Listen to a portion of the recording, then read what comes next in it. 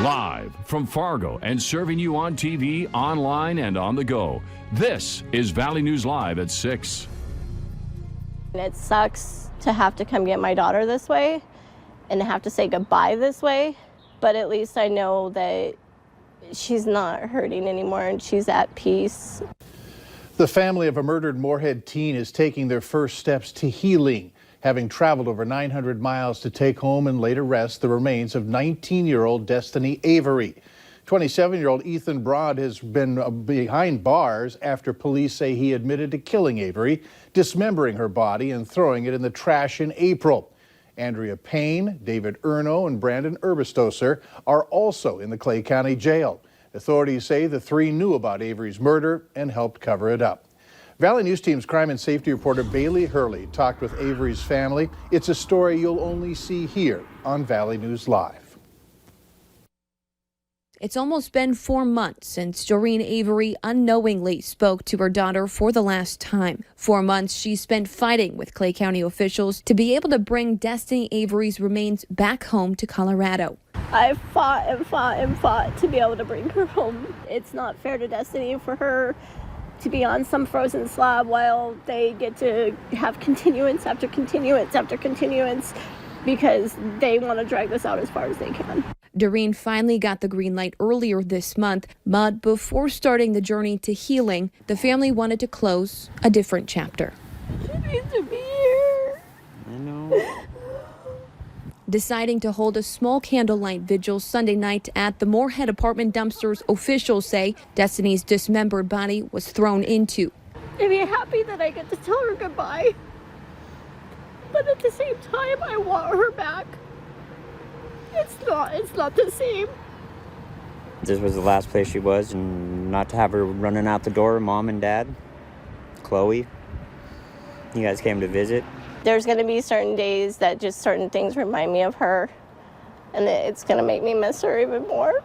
Destiny's family then picked up her remains Monday morning before heading to the Moorhead Police Department to meet lead investigator Sean Van Dyke for the first time to thank him for the healing he's helped bring their family. If it wasn't for him and his investigation, and we wouldn't have our daughter right now. We wouldn't be where we are right now. We would still be guessing and trying to figure out what's going on. Although a difficult trip, Doreen says it was important to bring Destiny home before the possibility of any trials, saying this is the closest she's ever felt to closure. Because I have my daughter with me, regardless of The condition.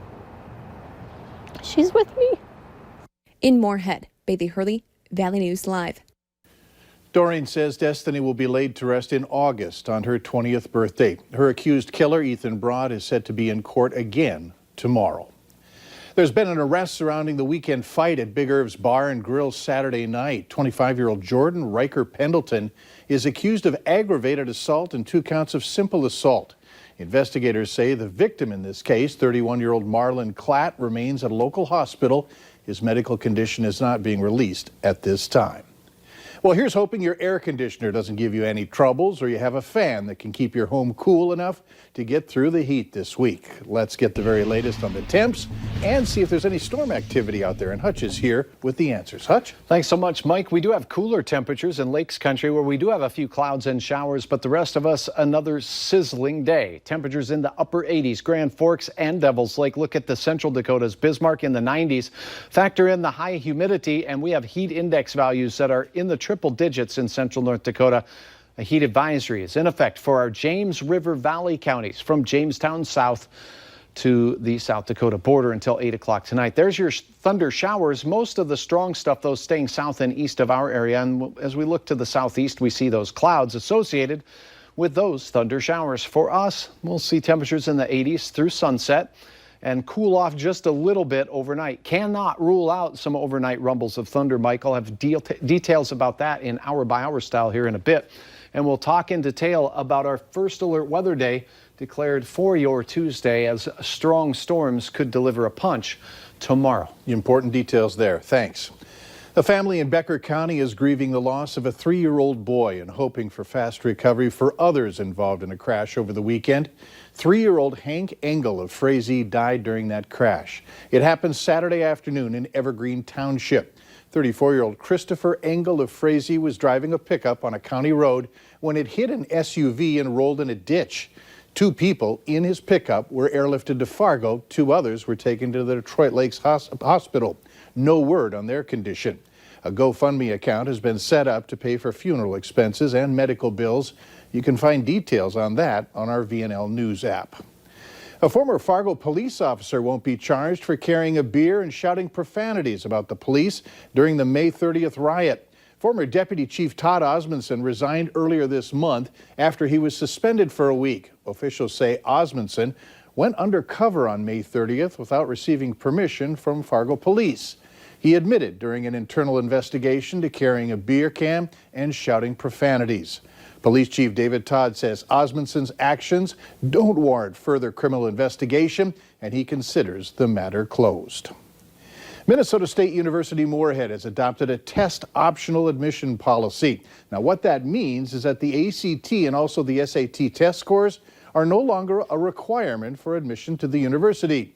Students, however, will still be able to include their test scores if they choose to. We'll have much more on the university's decision tonight on Valley News Live, 10 at 10. North Dakota is reporting 47 more COVID-19 cases. It brings the active case amount to 297. 26 of the new cases are in Cass County. 25 people are currently in the hospital with the virus. The death toll remains at 79. 3,163 are listed as recovered. Minnesota is reporting 315 new COVID-19 cases, with 10 more deaths in the state. Officials say this brings the death toll in Minnesota to 1,435. Of those, 1,129 happened at a nursing home or a long-term care facility.